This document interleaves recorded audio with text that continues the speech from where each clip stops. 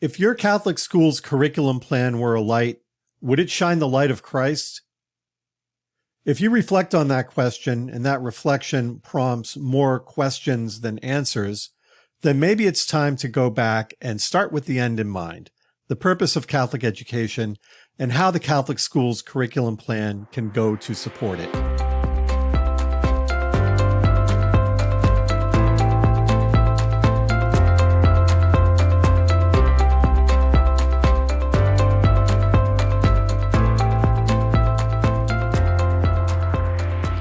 Hi, my name is Dr. Ron Fussell, and I am a professor of education at Creighton University in Omaha, Nebraska, where I am also the director of Catholic school leadership.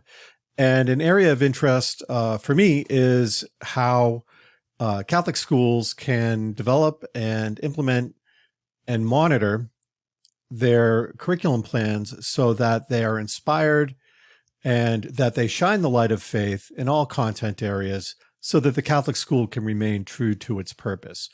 And this is a huge undertaking, particularly in schools where there might not be a curriculum plan in place, or schools that pretty much just align with public school standards. But in any case, it's important that we look at this. And as we look at it, I think it's helpful to start with what the purpose of education is. Just education in general, and particularly in the public sector, not that there's anything wrong with that, but just the reality of what public schools set out to do, as well as what we hope for our Catholic schools. So what we see from this image here is that in the public school sector, represented by the arrow pointing to the left, kind of the stated goal for public schools is that they produce students who are college and career ready.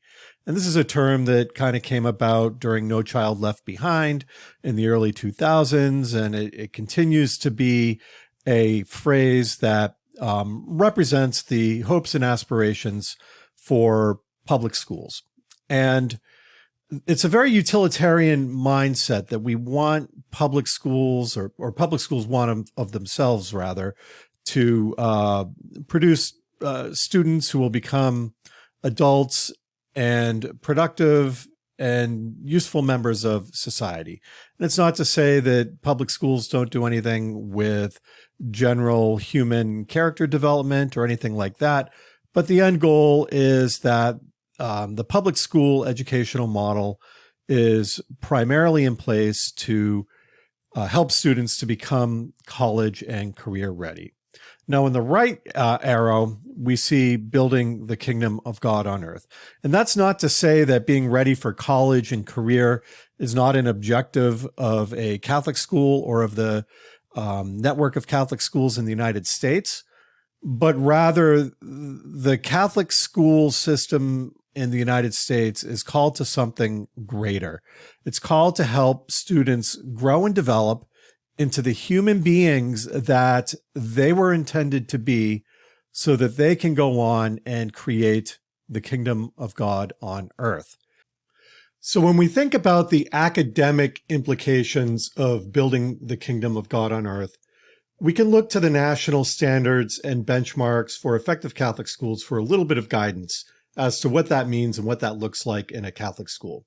So one of the first things we can find in the NESBECs is in Standard 2, which has to do with religious education. It's in the mission and Catholic identity domain.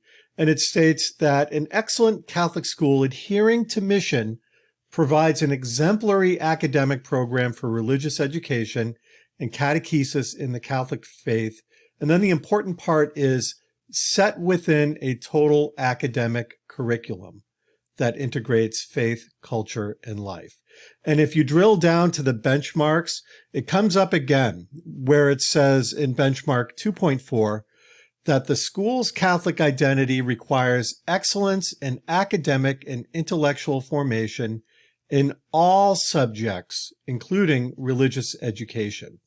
So what we're seeing here is an affirmation that the responsibility for establishing and maintaining an inspired curriculum plan that advances the mission of a Catholic school is the responsibility of all teachers, not just the theology or religious education teachers. We see similar language in Standard 7 of the NSBECS, which has to do with academic excellence. And in Standard 7, we can read that an excellent Catholic school has a clearly articulated, rigorous curriculum aligned with professionally accepted, research-based curriculum standards and gospel values implemented through effective instruction. And again, if we drill down to benchmark 7.2, we can read that the curriculum integrates Catholic worldview, spiritual, moral, and ethical dimensions of learning in all subjects. So the question then is, how can a Catholic school really develop and implement an inspired curriculum plan that is aligned with research-based standards if the standards that the school is using were essentially developed for the public school community? And I think that's a fair question. And it's one that scholars and thought leaders in Catholic education have really toiled with for a number of years, particularly since the release and the advent of the Common Core State Standards Initiative about a decade ago. So as the debate went on, the Catholic education community essentially arrived in two camps on the Common Core State Standards. Those who opposed the standards took a position that I think the Cardinal Newman Society really captured well in this statement, that Common Core standards were never designed for Catholic education, and in many respects, they do not serve the Catholic school mission. And I think the first part of that statement is factually accurate. And the second part of that statement is a well-reasoned and safe assumption that if we just look at the Common Core standards alone by themselves, keeping in mind that they weren't designed for Catholic schools and the very different kind of purpose that Catholic schools have, then we can't reasonably expect them to advance the Catholic school's mission without some additional consideration and reflection. So the other side of the argument was in support of the Catholic, or rather the Common Core standards, and it was a position that was captured nicely in this line from a statement from the National Catholic Educational Association, that the Common Core State Standards in no way compromise the Catholic identity or educational program of a Catholic school. So when we think about that, what I'm reminded of is when I've had parents come to me when I was working in a school or I was the associate superintendent for academic issues, and they would say to me, you know, what's going on with this Common Core stuff? It's not Catholic. It's not Catholic identity. When I would ask them to point out a standard or something from the Common Core that was in direct opposition to that mission of Catholic education, they usually struggled to do that. So we want to understand that the standards are just a tool to help us, but we also need to have something in place that will serve as some scaffolding and guidance so that they can be correctly interpreted and be more useful for teachers and for Catholic school leaders. So one thing that we can be grateful for is that the Cardinal Newman Society has provided a tool that can help Catholic school leaders and teachers to evaluate and further clarify how standards are used in the development of a school-wide curriculum plan. And what the Cardinal Newman Society has provided is a set of Catholic curriculum standards. Now, these are not standards like you would see for a specific content area and grade level, like grade 6 English language arts or grade 4 math, but rather they span large grade bands. And in the case of what I have on the screen now, we see standards and dispositions for English language arts grades K through 6. And we can use these standards to clarify and supplement and provide greater scaffolding with other existing standards to help teachers to know how to design instruction, how to select instructional materials, how to develop really thoughtful, meaningful assessments in a way that can promote the school's Catholic identity and integrate that and advance the school's mission, regardless of the content area taught. So here's an example of what I mean.